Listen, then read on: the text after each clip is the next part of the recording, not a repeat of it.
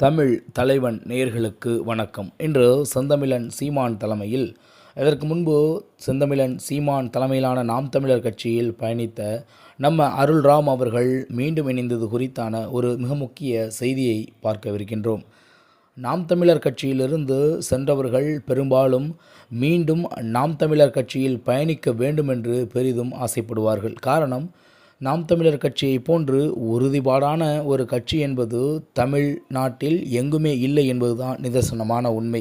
மேலும் நாம் தமிழர் கட்சியை போன்று தமிழ் தேசியத்தை அடிப்படையாக கொண்டு எந்த ஒரு கட்சியும் தமிழ்நாட்டில் மிகப்பெரிய அளவிற்கு கோலோச்சவில்லை என்பது ஒரு மிக முக்கிய விடயமாக இருக்கின்றது.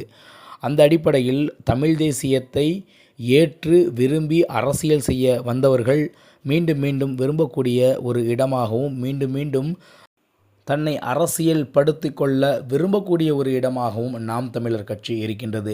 அந்த வகையில்தான் இதற்கு முன்பு பல்வேறு விமர்சனங்களை வைத்து நாம் தமிழர் கட்சியை விட்டு விலகிய பல நபர்கள் மீண்டும் நாம் தமிழர் கட்சியை நோக்கி வருகின்றார்கள். உங்களுக்கே தெரியும், நாம் தமிழர் கட்சியை விமர்சித்து அருள்ராம் அவர்கள் தொடர்ச்சியாக பல மேடைகளில் பிற கட்சிகளில் இருந்து, மேலும் பல வீடியோக்களிலிருந்து அண்ணன் சீமானையும் நாம் தமிழர் கட்சியும் பலமுறை விமர்சித்திருக்கின்றார். அப்படி இருக்க திடீரென்று நாம் தமிழர் கட்சியின் மீது மீண்டும் பற்றுக்கொண்டு, இதை தவிர்த்து பிற கட்சிகளால் தமிழ் தேசியத்தை தமிழ்நாட்டில் அவ்வளவு எளிதாக படைத்துவிட முடியாது என்ற உண்மையை உணர்ந்து மீண்டும் அருள்ராம் அவர்கள் நாம் தமிழர் கட்சியை விரும்பி பயணிக்க துவங்க ஆரம்பித்து விட்டார்கள்.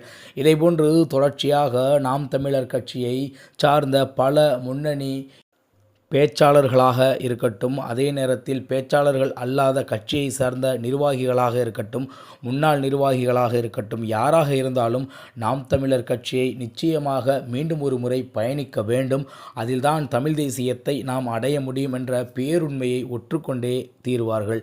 ஏனென்றால் வலுவான கட்டமைப்பையும் தமிழ் தேசியத்தின் மீதான ஒட்டுமொத்த கட்சியையும் நம்ம அண்ணன் செந்தமிழன் சீமான் அவர்கள் உருவாக்கியிருக்கின்றார் என்ற அடிப்படையிலேயே மீண்டும் தொடர்ச்சியாக நாம் தமிழர் கட்சியை விட்டு விலகியவர்கள், நாம் தமிழர் கட்சியை விட்டு சென்றவர்கள் எல்லாம் நாம் தமிழர் கட்சியை மீண்டும் விரும்பி வருவார்கள் என்பதுதான் நிதர்சனமான உண்மை. அதுபோக நாம் தமிழர் கட்சி எந்த மாதிரியான முன்னெடுப்புகளை தற்பொழுது வரை எடுத்து கொண்டிருக்கிறது என்றால், இதுவரை எந்த கட்சியுடனும் எதற்கும் கூட்டணி இல்லை. மாறாக தனித்தே பெரும் களம் கண்டு மேலும் 8.5% மேலாக வாக்குகளை பெற்று அங்கீகரிக்கப்பட்ட மாநில கட்சியாக உருவெடுத்து தற்பொழுது தமிழ்நாட்டில் பேசப்படக்கூடிய ஒரு கட்சிகளில் ஒன்றாக நாம் தமிழர் கட்சி உருவாகி நிற்கின்றது.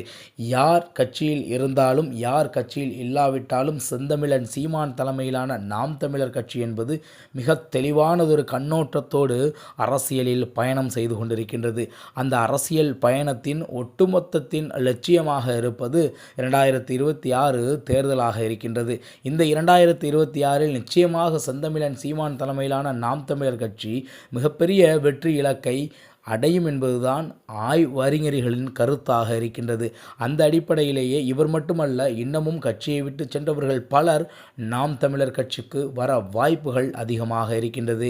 மேலும் செந்தமிழன் சீமான் தலைமையிலான நாம் தமிழர் கட்சி என்பது அது கட்சி அல்ல, இயக்கமல்ல, மாறாக தமிழர்களின் உணர்வு என்பதை மீண்டும் மீண்டும் இதை போன்ற சம்பவங்கள் உறுதிப்படுத்தி கொண்டே இருக்கின்றன. பார்க்கலாம், இதை போன்றே எப்படி மீண்டும் புதியதோர் நிர்வாகி நாம் தமிழர் கட்சியில் இணைகிறார்கள் என்று. மீண்டும் நல்லதொரு காணொளியில் உங்களை சந்திக்கின்றேன். இலக்கு ஒன்றுதான், இனத்தின் விடுதலை. நன்றி, வணக்கம். நாம் தமிழர்.